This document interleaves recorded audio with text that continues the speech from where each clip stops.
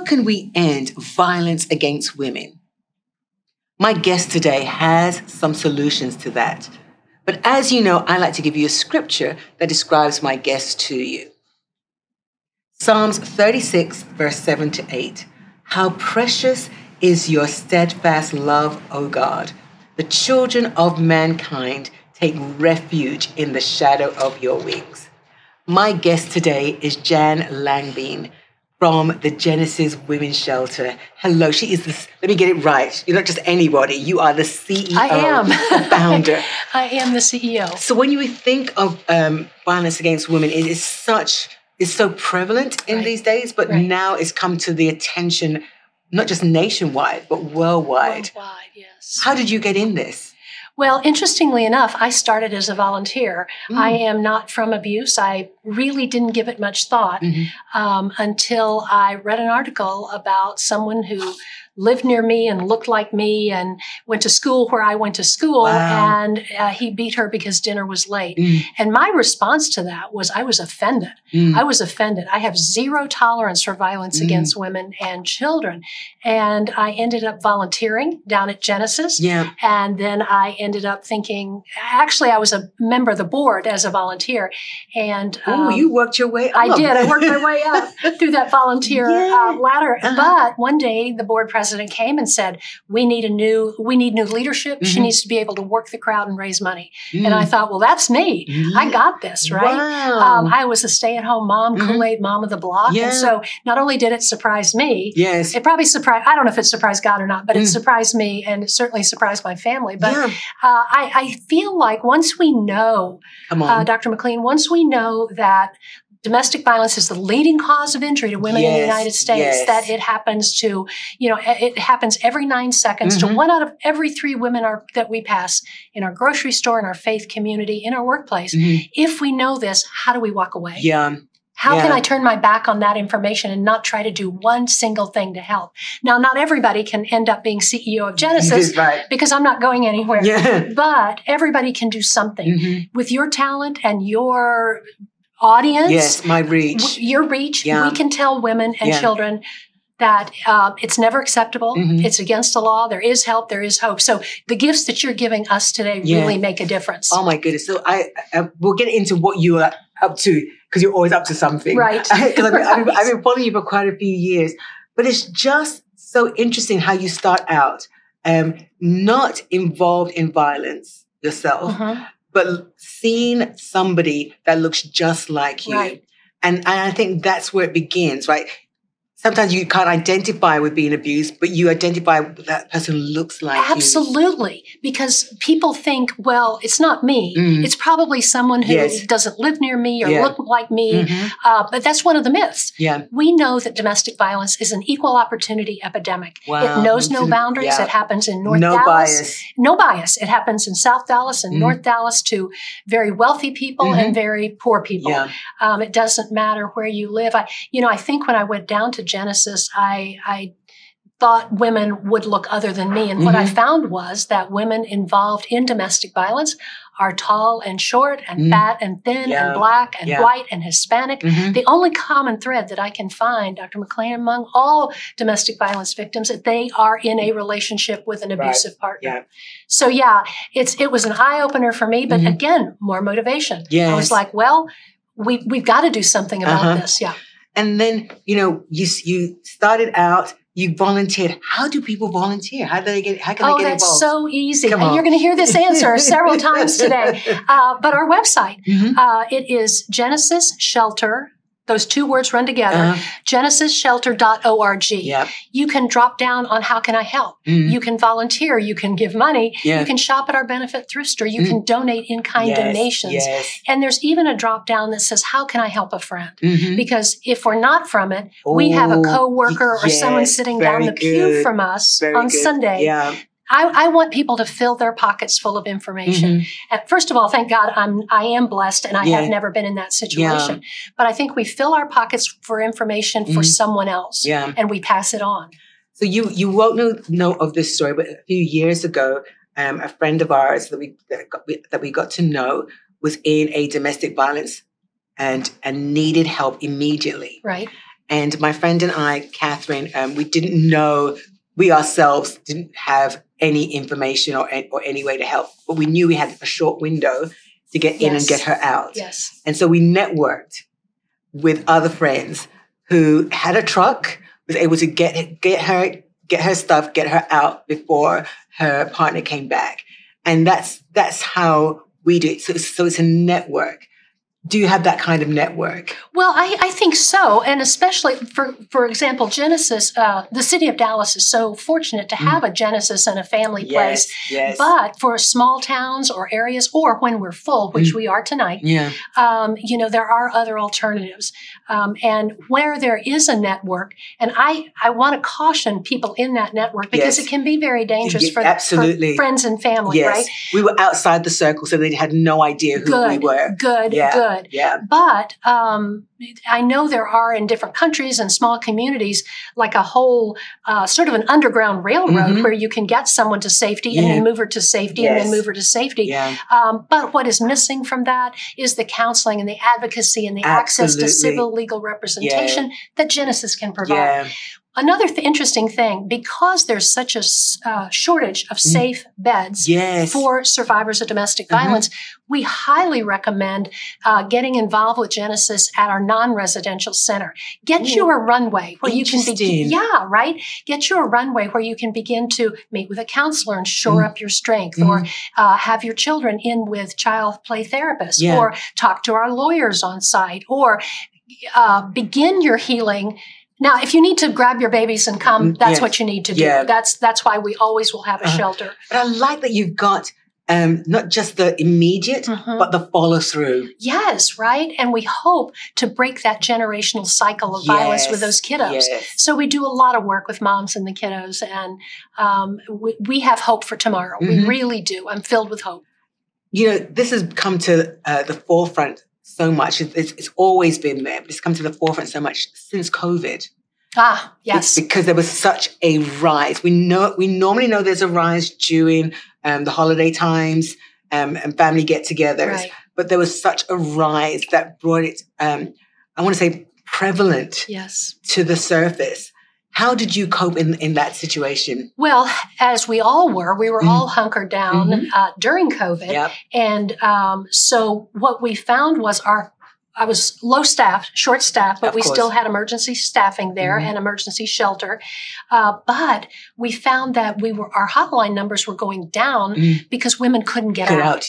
Couldn't make a phone call, couldn't safely go to the grocery store and just get away in order to make a call. So we actually installed text line, and we get 20,000 unique texts a year where women can text and say, I'm in the bathroom and pretending to take a shower and I need help. Or he's asleep and I need help. What do I do now?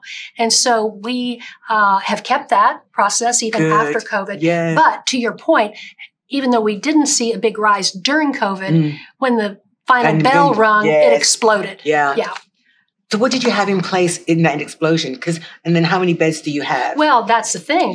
We're landlocked. We have 14 bedrooms. We can house about 40 people every night there. Wow. We also have transitional housing, which has another 20 apartments where we can move them from that's still incredible. The shelter into that. But again, that's why our biggest footprint is non-residential. That's why I was talking to you about come there first if you're safe enough to do so and start that healing process. And then we can move you into residential or, go to residential and then we'll follow you up in non-residential. So we call it a full service response. Clearly, because this is having such an impact on women and saving lives. My question is, when you started, did you foresee that this would be where you would be? Oh, my friend, absolutely not. When I started, it was a 7-bedroom shelter. Now, I've been there 33 years. Oh, wow. So I know, right?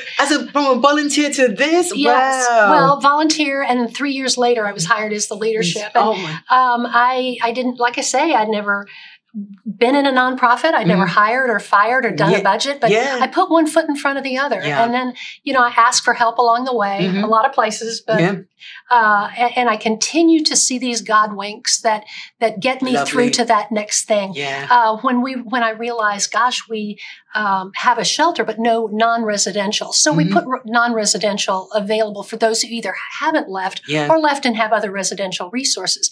But for those at residential, how can she go get a protective order if she doesn't have childcare and she's had to take her kiddos out? Wow. So we put childcare on site.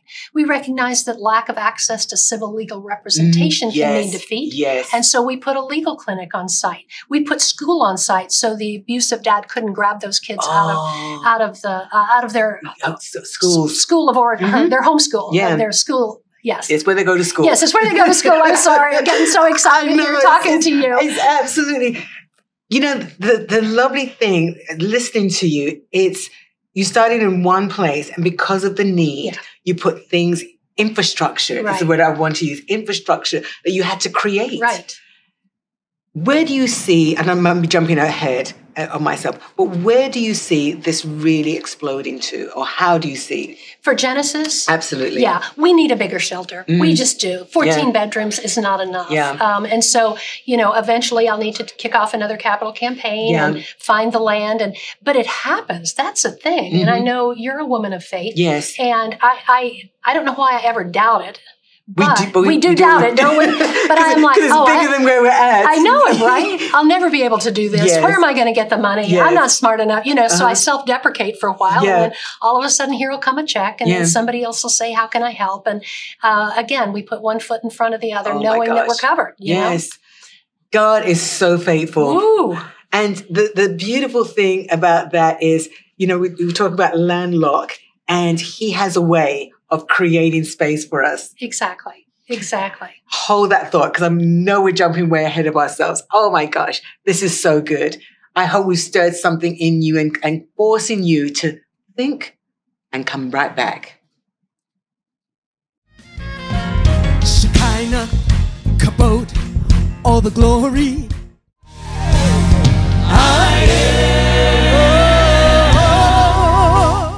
Jesus died to take your pain. Jesus died to take your shame. Jesus gave you life again. Jesus, the time is now. The time is now. The time is now. Blood cries again and lingers in the air. Blood cries.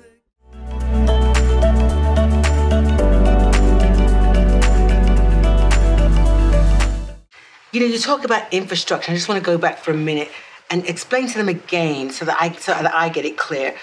The residential and the non-residential. Explain that to them. Of course. When I first got to Genesis, there was only residential. But there was a study done in Wichita Falls, Texas, that said only about 8% of the battered population will ever seek shelter. Wow. So I'm thinking, what about that other 92% of women who need to hear the word, who need the counseling, who need that support and the advocacy? And so that's when I started thinking about the non-residential component. Again, for women who haven't left the relationship or have left and have other residential resources, they have money and can go to a hotel, they have family in New Jersey, they can move there. And so the need for non-residential is almost greater than the need for residential. However, the residential need is more critical. Yes, because that's immediate safety. Help, exactly. So, you know, you talk about, again, what drew you in was because you saw someone that looked like you. So when you see this gambit of women that's coming, what is your rationale? You know, the statistics that are out there. What's the rationale? The rationale for? The statistics of women being abused. Well, it's across the board. It's an equal opportunity epidemic. It's 1 out of every 3 women you pass in your workplace, in your faith community. 1 out of every 3 of us will know violence sometime in our lifetime. And so, you know, the way Genesis looks at it, we don't serve just a certain group of people, ethnic group, or we don't serve an economic group. Even when we have group support and there are women in there who are from everywhere, it's very healing, because one of the dynamics of domestic violence is isolation. The abuser will keep her from friends, from her faith community, from her family. And so you begin to think, well, it's just me. And if I had had dinner on time, if I hadn't popped back at him, if I showed him my respect for him, or if I were a more godly wife, or whatever. All the things that we tell ourselves. And are told, right? To make ourselves better. And are told, exactly. Then it wouldn't happen again. But when we get together and we sit around and I hear what he said to you, and I'm like, is there a handbook out there? I mean, that's what my husband said to me. And so truly, there are dynamics of abusive people, because it's all about power and control. It's not that dinner was late. It's not that, you know, the kids weren't bathed in time or somebody spilled their milk. It's about someone saying, I have power over you. You know, I've heard a therapist talk about when we get to the conversation about not just what can we do for victims, but how are we ever going to stop this, to your point at the beginning of the show. And I think we're going to have to hold accountable the perpetrators. I can shelter for the rest of my life. But perpetrators will then perpetrate somewhere else and again, right? Because they have not changed that feeling of needing to be in charge. So I was talking to one of my therapists, and she said there are 3 core values that abusers have. And now when I think of a core value, it's something that you can't talk me out of. It's my foundation. It's my foundation. You can't talk me out of my grandchildren. Period. There's don't even try. And I believe in baby Jesus, and you can't talk me out of that. Now we can talk politics, or I don't want to, but we can talk politics, or we can talk about you know, climate control or whatever. What makes us different, right? Exactly. But a core belief to me are those 2 things: my children, grandchildren, and my faith. But so to an abuser, if you think of the 3 core beliefs, one is I get to have anything I want, the way I want it, whenever I want it. That's number 1. Number 2 is his partner or wife or spouse is responsible for making it happen. Number 3 is core belief, you can't talk him out of it, is that I have the right and the obligation to punish her if she doesn't. So a simple, gosh, don't do that, or a judge, you know, giving him probation, or a slap on the hand, that's not going to be enough, right? But when a man like Jay stands up and says, I have 0 tolerance, when he says, I'm not going to play golf with you, I'm not going to do a business deal with you, there's accountability there. And so the opportunity for men to stand up for this is so incredible. Wonderful. You have said, you know, it's unbiased, but I'm sure that you've seen, especially in the African-American community, it is a thing that we never talk about. Absolutely. We hide it. It's a shame that women carry. What have you seen, and how have you helped? Yes, and we have seen just exactly that. We watch the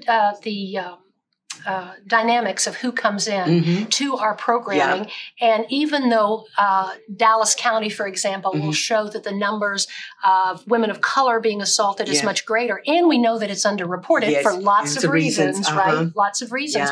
That's not what we're seeing in our demographics. So we began looking at ways that we could reach out into underserved communities.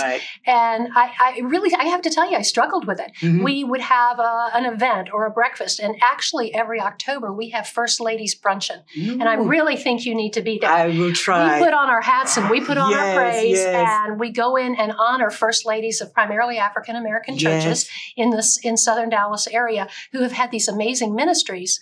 And so what we want to do is help take it to the next step. Yes, there's a walk in my shoes, but then what, right? So we finally decided that that still isn't enough, because even after an amazing day of this is Genesis and this is who we are, there's a lack of trust, a tremendous lack of trust. So I finally said, well, look, if they're not coming to us, we're going to go there. So we opened an office actually at the corner of Lancaster and Ledbetter in 75216, non-residential.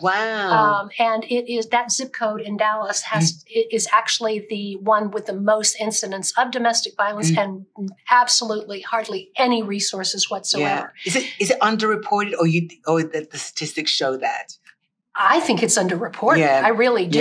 And we know where there is trouble with particular cultures, they may go to their pastor first. And, you know, it's God and husband and family kind of thing. Absolutely. And so who is this Genesis and who's this lady with the fluffy white hair coming here? And why, you know, so we've really struggled. I'm so naive. Dr. Mclean, I thought we open the doors and they'll come. Well, that's not the case. No, that's not the case. Because, so just to help you out, because I know you know this, but to help my audience also, is that we suffer in silence. Yes.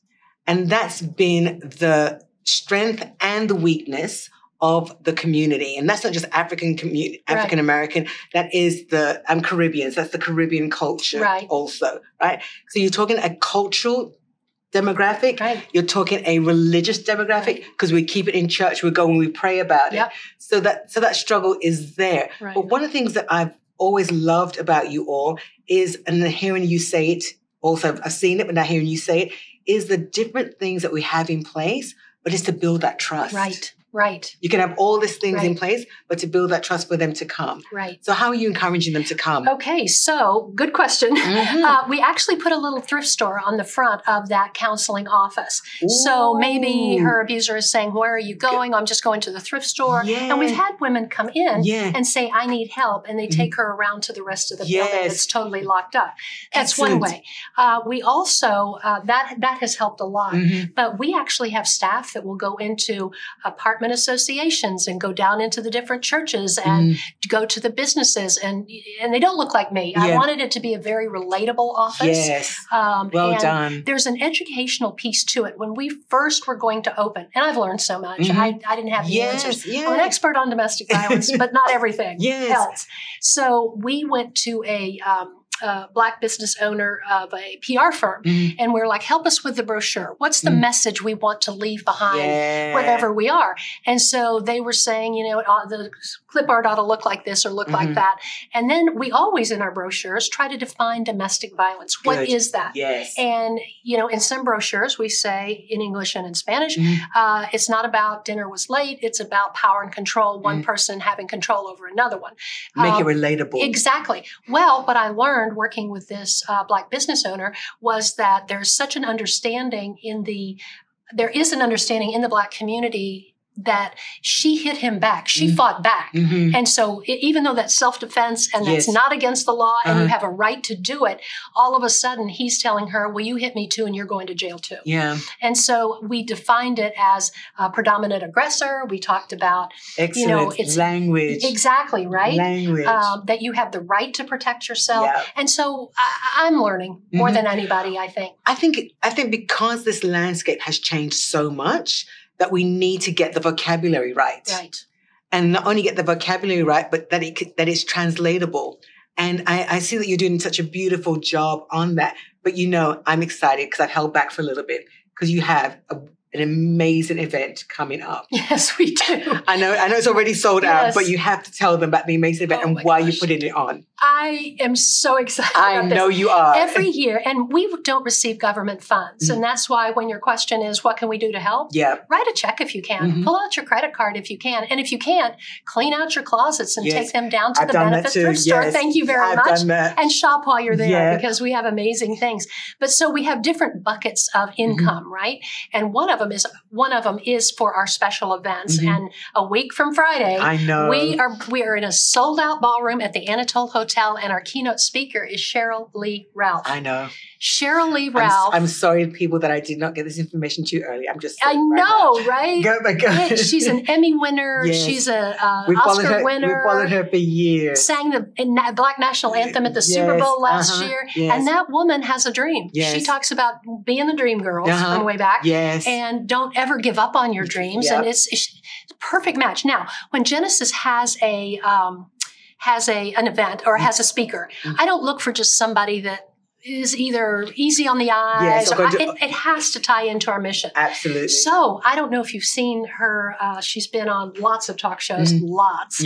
And one of them, she was talking about when she was younger and in the studio, and there was a man who was a a guy who was coming on next, and it was Judge Joe Brown. Now, she didn't call out his name, but I'll tell you in a minute how he messed it up. But he comes around in the studio with people here like this, grabs her, and the way she told this on the talk show, he turned me around, he grabbed me, turned me around, and stuck his big old nasty-ass tongue down my throat, and nobody said a thing. Yeah. Nobody said a thing. And so I think about that, being assaulted. I mean, that was assault. Harassed and publicly assaulted. We've got to be able to say something. Yeah. Get off of her. Don't touch her. You're fired, you know. And I think a lot is different now, but not enough is different now. Yeah. If you look at look at politics and how many people in this country think a lack of character is okay. Yeah. Lack of character and how abusive toward women. And that's somehow okay. Yeah. That's what. And we're saying the polite version. We're being very polite. Yes, I'm trying. We're being very polite. Because I kind of think it's from your mouth to God's ear, so I don't want to make anybody mad while I'm here. And we're being polite about it. But that's so true. And I'm so glad that now, today, 2024 and beyond, there is a no tolerance level. And men are beginning to speak up. I know that's what you said. How do we help? Right. Men are beginning to speak up. But for the women that are still struggling, because there will be, and there will always be, you know, we have to be able to sister to sister, aunt to niece, mother to daughter, right? Brother to a mother, brother to a sister. It takes a whole village to do this. How can you encourage them? Listen. Do something rather than women. Women and men. Yes. Women and men do something rather than do nothing. Do something, because I'm sure as this is playing, men will hear this. Right. Mothers will send this on to their sons. You know, to know how to do better. So help us. Well, that was on several levels. I think to women, we need to be able to say, this will not get better. And we refer to what's called a cycle of violence, that we know not only will it become more frequent, it will become more severe. Yeah. And so whether the promises are, I swear, baby, it'll never happen again. I'll go to counseling. Yeah. I'm so sorry. I was drunk, or whatever the sorry excuse is, it will happen again, and it will be worse. Yeah. And that your children living in a violent home are getting on the job training to be future abusers and to be future victims. Yeah. If for no other reason, if I looked at my daughters and I said, I absolutely do not want this life for you, I should get out, right? Now, how do we help someone who is abusive? Yes. Well, unfortunately, as I said, how do you talk somebody out of a core belief, right? But there are ways. A judge can send him to jail, and it is against the law. Yeah. Now, again, sometimes wives are saying, well, he's employed and I'm not, and who's going to put food on the table or diapers for the baby? Yeah. But at the end of the day, when there is accountability, that's when it stops. Yeah. Now, the Bible says, a lot of people say forgive and forget. The Bible says forgive and hold accountable. You're right. Don't forget this, right? You can forgive, but you can also get to Genesis. You can forgive, but also hold him accountable. Yeah. And, the excellent thing that I love with everything that you're doing is that you have different things in place. Yes. There's an infrastructure. And how you moved up, God bless you. Well, and may you continue. What do you see your future expansion? Declare your future expansion. Well, as I mentioned, we need more shelter beds. We really do. Yeah. But half of our mission, Dr. Mclean, is for education. I want everybody talking about this. We actually, on May the 20th, will be hosting about 3,500 people at the Sheraton Hotel for a 4-day conference on crimes against women, the International Conference on Crimes Against Women. And unfortunately, there are lots of different kinds. Yes. But it's not just to talk about it. It's how does a police officer investigate it? How does a prosecutor prosecute it? Yes. How does a pastor talk about it? How does a forensic nurse address it? Those kinds of things. And so we bring in speakers from all over the world. It's just absolutely amazing. I forgot what was the question. I'm so sorry. You're expanded. Oh, yes. I want everybody talking about this. I want you to help me fill your reach, their pockets full of information. So when they hear fighting next door, they're not going to turn and look the other way. They're going to make that call, not to that house, but to 911. Regardless of historical, culture, whatever, she has a right to be protected. Yes. And if she's not protected, then you call the next level up. You really do. So I think we can all be involved in this. Do I have time for a quick story? So you may have heard this story, but it's one of my favorites. There was a lady walking down, I'm sure a mega lady, walking down the riverside one day, and she sees splashing out in the river. And so she looks out, and it was a baby. A baby popped up, and then another one popped up. So she dropped her purse and kicked off her shoes and swam out there, gathered up as many babies as she could and brought them to the side.